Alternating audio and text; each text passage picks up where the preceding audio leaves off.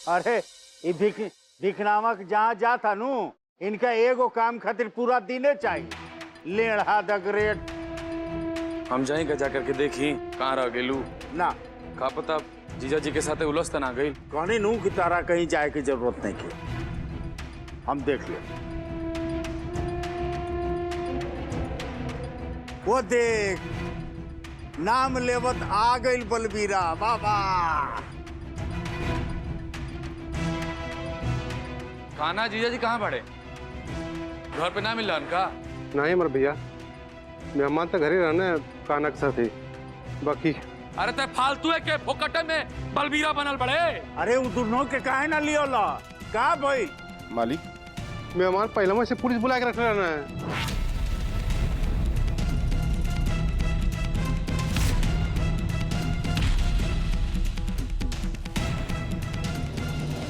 मेहमान जी, ये दुनिया में केहू ऐसा नहीं खे जे लड़का से ओकरा माई के अलग कर सकेला। चुपचाप से कान्हा के दे दी, रउआ समझत का नहीं खे ई लड़का के बिना महतारी का कलेजा कैसे फाटेला। अच्छा महतारी का होखेली कि पता बा उनका? ना कब्बो छाती से दूध पियले बाड़े और ना कब्बो खाना के एक निवाले करे मुंह में डाले बाड़े। खाली पैदा कर देवे से बेटा पे हक हो जाला महतारी का, जे पूरे संस्कार से बेटा बेटी के पालन पोषण करेला ना, वही के हक होखेला माँ बाप कहलावे के। खाली जन्म देवे से माँ बाप कहलावे के हक ना हो जाला। जब देखा तब मोबाइल लेके तफरी करेली और सारा कुछ काम नौकर नौकरानी करेले। मेहमान जी, अब प्यार वाला भाषा रहुआ ना समझ सकब। देखत का बड़ा सन टांग के उठावा इनकरा के। अरे रुको,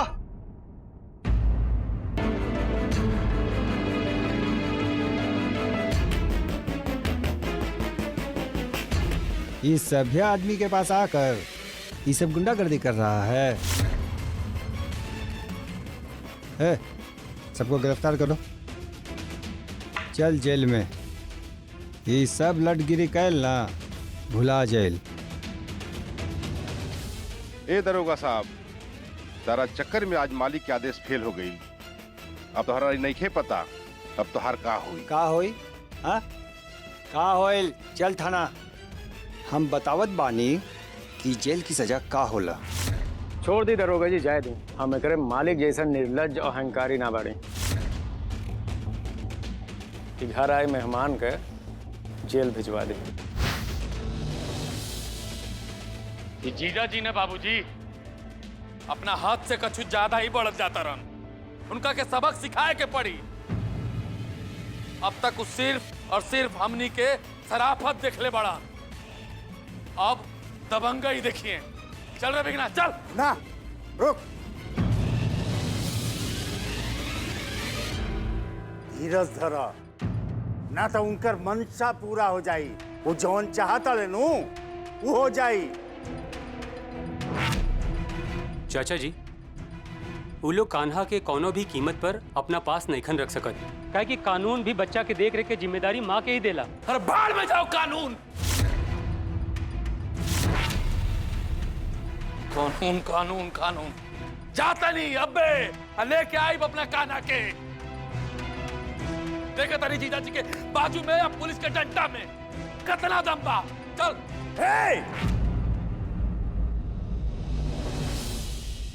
कहीं भी जरूरत नहीं खे जाए के। सोचे था हमरा के,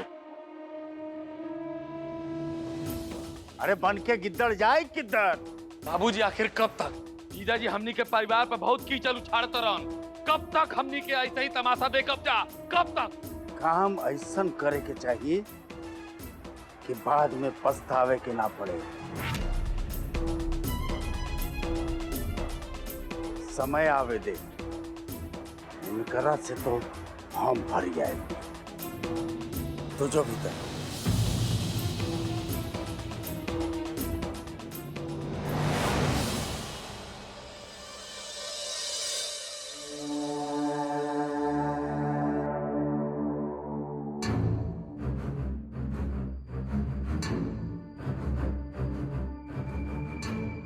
आ गए सब लोग।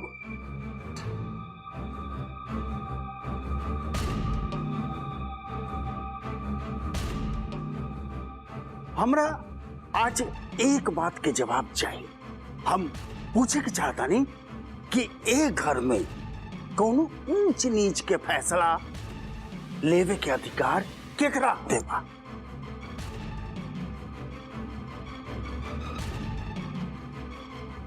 अरे कुछ बोलबा तू लोग। हम पूछता नहीं कि एक घर में फैसला लेवे के अधिकार केकरा लगे बा?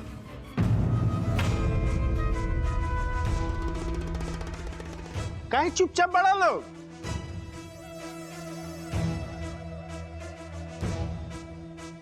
तहरा लोगिन के मुंह में दही के छाली जम गइल बा का?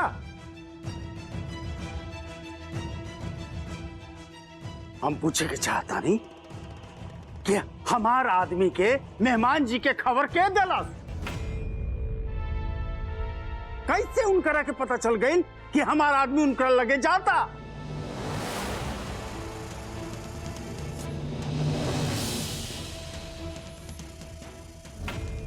अरे हम पूछे नहीं नो।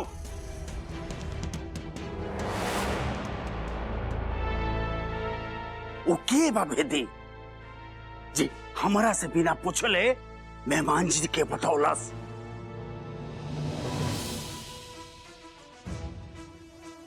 जे पहुंचौले बा वो हमारा सामने आओ। भैया लेकिन केहू घर के आदमी दामाद जी के खबर काहे दी? चाचा जी रउआ का करल बानी कुछ समझ में नहीं आ रहल बा। अरे तो राते का ओकरा सपना में आइल कि कोनो भूत पिशाच जाके बतौला सा?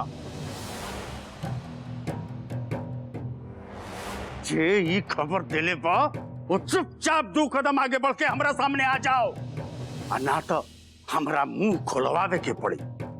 और अगर हम मुंह खोलवानी नू तो सब लोग इनके मुंह बंद हो जाई। चुपचाप सामने आ जाओ।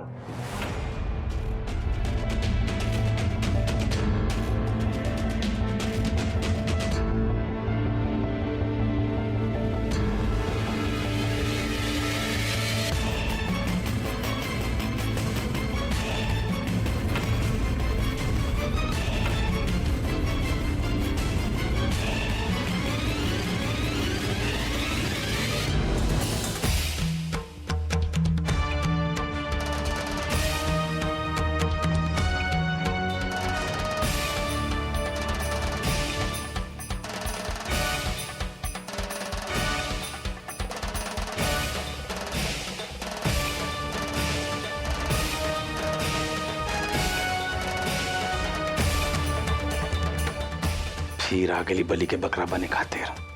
घर में केहू कुछो करे सब अपना माथे मरे खातिर तैयार रहली।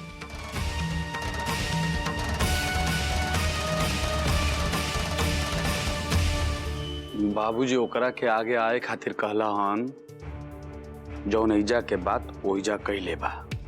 तू जा जाके पीछे जा। हमें कइले बानी।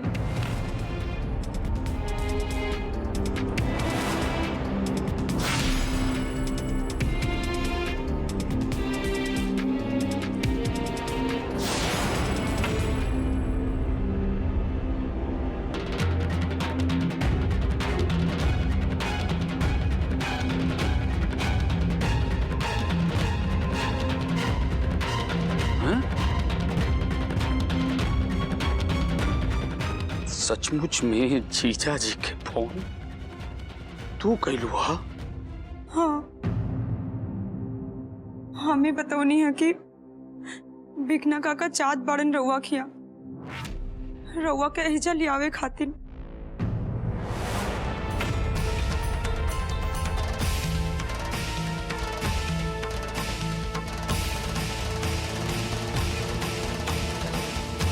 सारा का सारा खुरापात तू हमनी सबके बेइज्जती करे खातिर कैले बाड़ू। हम पूछा तनी तार हिम्मत कैसे भइलो? बाबूजी के आदेश का उल्लंघन कैसे भइलो? काहे जीजाजी के फोन कैलू हो? बताओ।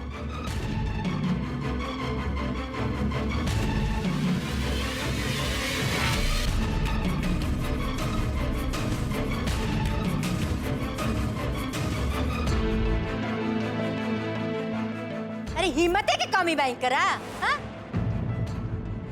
जेकरा भेरी लाज रहेला उनु शर्म करी। हमरा तक पहले से शक रहे इनका पर, आजकल बड़ी पहुन वासल रही है।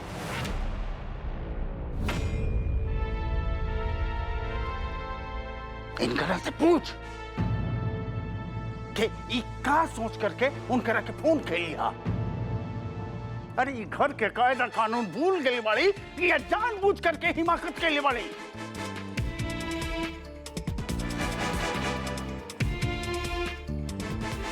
काहे खातिर जीजा जी के फोन कैलू हो? रात में का भाई रोगिल बाड़ू बोलो।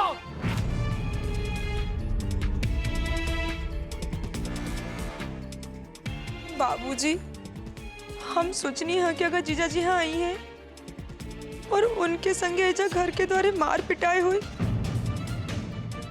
तो आपन परिवार के बड़ा जग हंसाई हुई। केहू का कही कि घर के दामाद के बुलाकर ये लोग मारा ताड़े।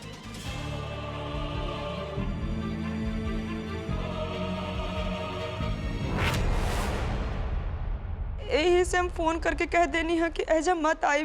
अरे कनिया वाह वाह, तार हमनी के जग हसाई के चिंता बा, तारा मेहमान के तो चिंता बहुते बा, लेकिन हमार बेटी के खातिर तारा चिंता नहीं के।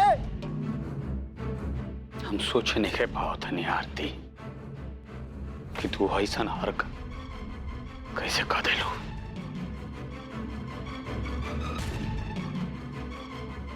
तनिको यकीन नहीं के होगा हमरा।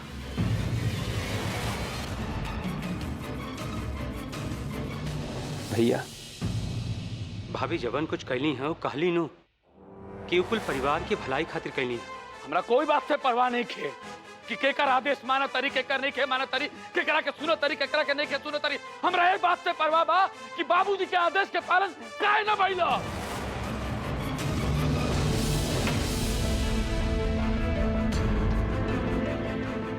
पर भैया ये हमने के आदमी कबो अपन काम आधा अधूरा छोड़ के ना लौटेला।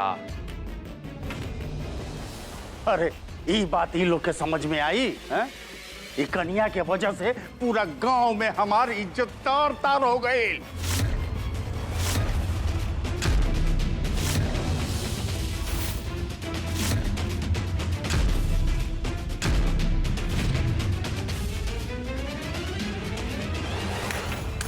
वाह बाबूजी वाह, राउर पतोही के चक्कर में राउर खूब इज्जत बढ़त बा। हमनी के गांव जवार टोला में केहू के घर ना जाए देत रही, तब तक कानून के पोथी लेके बतावत रही कि ई कर ई ना कर। रउआ लगे अपने पतोही खातिर कोनो कानून बा कि नहीं बा? अरे जवन कानून पहले रहला वह कानून आजो बा। हमार जबान से निकलल बात पत्थर के लकीर होला, केहू काट ना सकेला। सबके खातिर एक होला। सबके खातिर अगर एक जैसन बा तो पूछी एकरा से काहे कैली ऐसन। आज तो मेहमान जी सिर्फ हाथ उठा ले बन, कल ले से बड़का कदम उठा लिया था। तू का सोच के फोन कैलू वहाँ? कदम उठा भी लिया तो इनकरा का जाई। ई तो यहाँ रात से बाड़ी ना, ई तो चाहते बाड़ी कि हम दुआरी दुआरी भटकत रही। कि घर के माहौल देख के तो लगा था कि हमके एजा आवे के ना चाहिए, चाहे लाज जूता खाती, चाहे जियती चाहे मरती हो ही जा रहती। हमसे कम बाप भाई का नाक तना दूसरा के सामने कटत। अब तो हमके लागत कि हमरा एजा से जैला में ही भलाई बा। ते काहे जेबे? वो जाइए गलती कैले बा।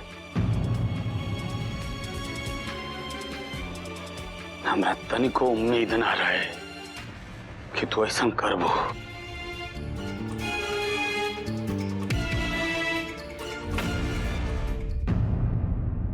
अमरिंदर तू चुप रह। एक घर के विधान के मुखिया के फैसला के खिलाफ अगर के उजाला तो ओकरा के सजा भुगते के पड़ेला।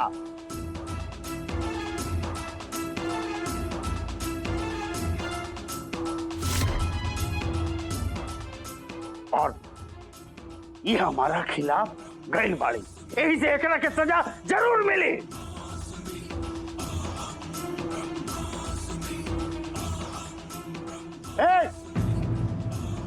भाई कहा ले जाता है? ऊँट मालिक, मवेशी खातिर तरवाओ के मील पर जाता नहीं। अच्छा लाओ ये ना, यहाँ रख।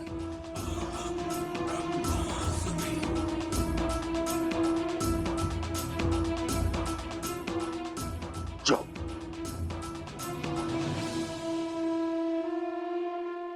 तहरा गलती के सजा ई बा कि ये बोड़ा में राखल बूट पूरा जाता से दरबू।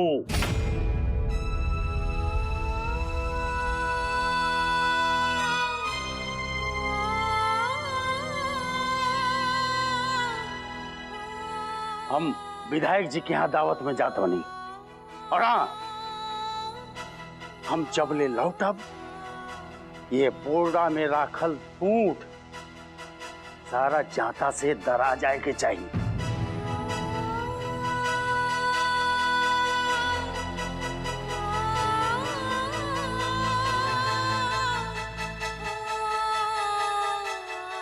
ए अमर, तो फटाफट जल्दी से तैयार होके आ जा।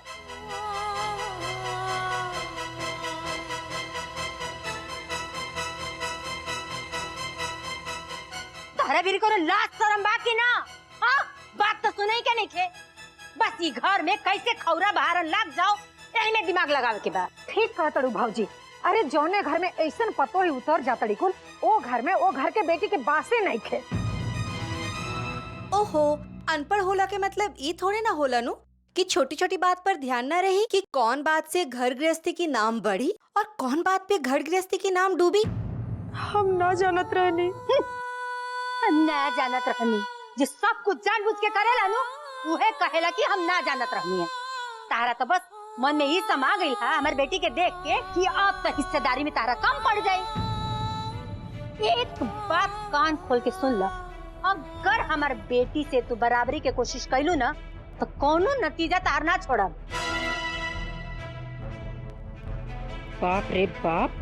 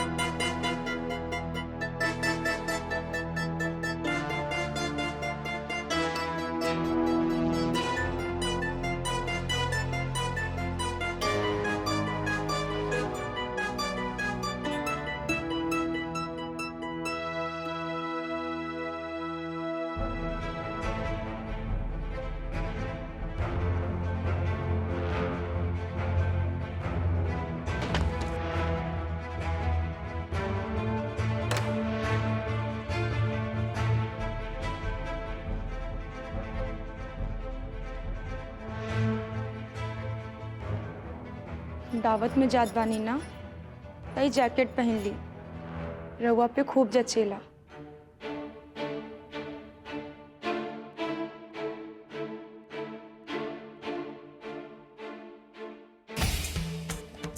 का सोच लो तो आज जौन तू कैले बड़ू ना कौनो स्थिति में माफी के योग्य नहीं खे।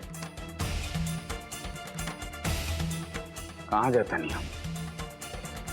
अगर हमारे दीदिया और जीजा जी के बीच में कोई बात हुई तो कितना पक्ष में बोला हम? अपना दीदिया के पक्ष में या जीजा जी के पक्ष में?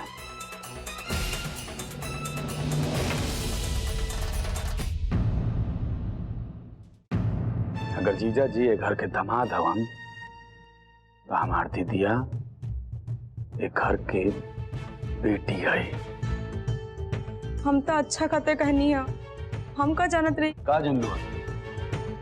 हाँ? ये चुगली करे के बाद हम तहर आरती उतारब, ई जन लू ह? फूल के माला पहनाई तारा के ई जन लू ह?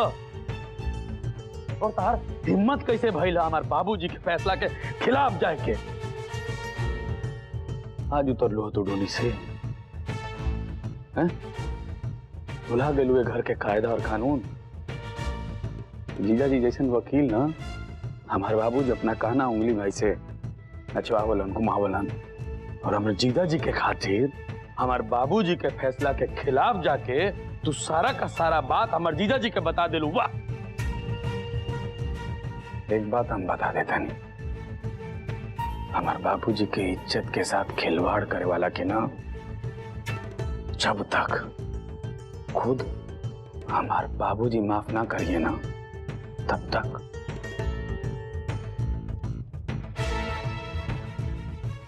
तक हमरा से तू उम्मीद मत रखिए।